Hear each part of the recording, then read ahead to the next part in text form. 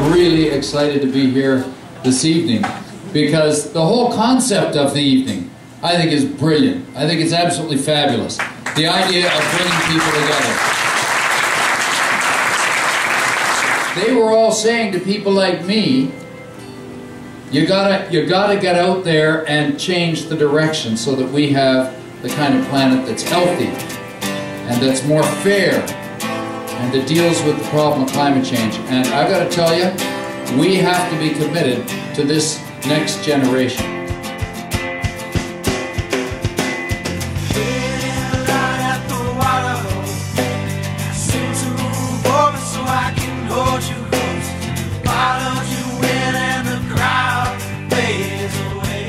And I know from understanding what Marc's been doing, he's still part of that next generation, but he's already working with young people. He gets it. He understands it.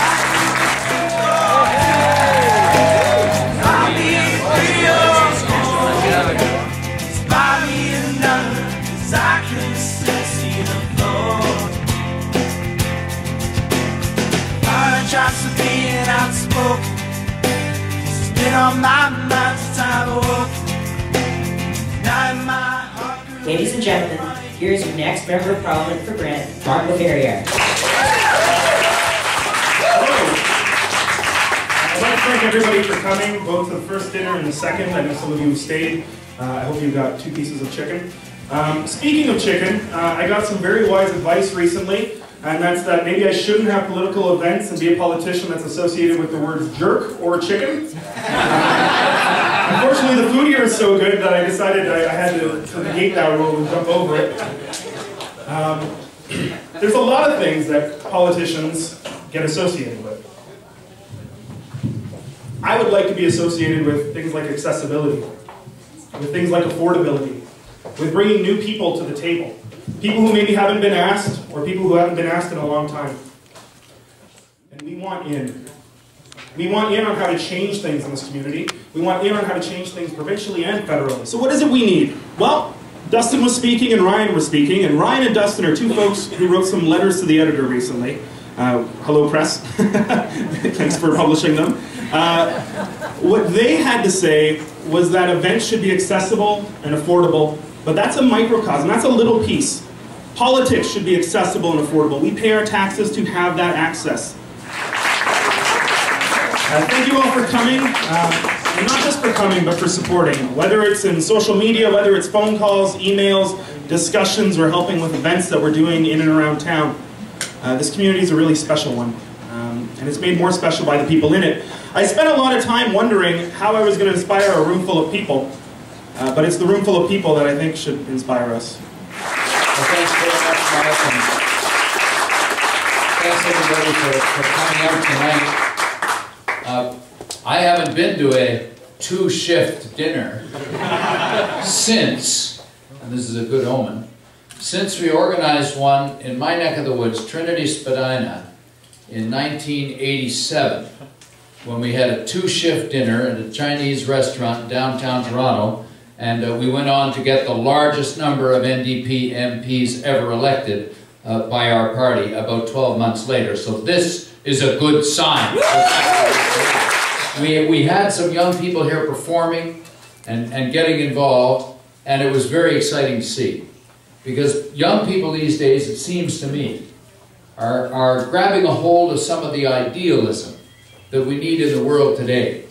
They're thinking about the bigger issues in ways that we need to be thinking about the bigger issues. If we want to deal with the economic issues that are facing us today in communities like Brantford and others, we have to embrace a green and new energy future and start getting governments that will support those that are going to build those kind of products for the future, so we can deal with the environmental crisis and the jobs crisis at the same time. That's what we need to do. I was talking to a fella here at the back earlier. I think he's had to go, but he's in the solar panel business, putting solar panels on roofs. And he's saying there's a huge potential there to create work for people and generate energy that doesn't pollute. This is exactly the kind of thing that we should be doing. And I know young people get it, and it's time that governments got it. Now, the other thing I wanted to say is that having younger members of Parliament like Marc, who could come forward with the kind of enthusiasm, with that openness to bringing people together, that is exactly what we need in the House of Commons. What people are looking for are for those that they elect to take their concerns and the solutions they want to see pursued and put them on the table and say, how can we work together on this? And when I look at what Marc has already done in terms of working with people to bring people together around important issues, poverty, environment, people with mental health challenges, young people, and the work he's already got on the go, I know that he's got the kind of approach that we need in the House of Commons right now. And I urge you to support him so that we can elect him as the next Member of Parliament. If we could level up instead of leveling down, we'd have a better world.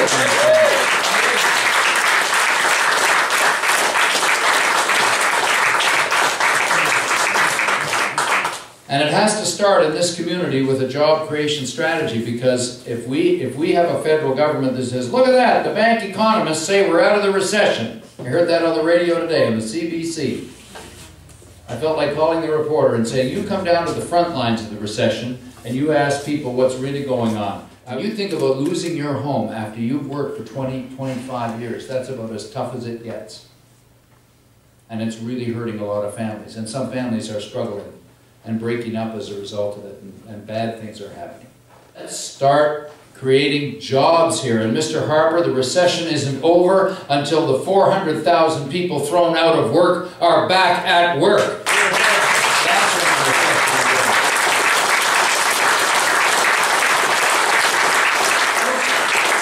I want you all to commit to put some extra hours in to work with the team, to join with us to build the kind of future that Tommy Douglas always said we could build. He always said, courage, my friends. It's never too late to build a better world, and I believe that more than ever. And one of the reasons I believe it is because you're all here tonight, and you're ready to get to work on a common project. So let's get that common project done. Let's do it together. Thank you very much.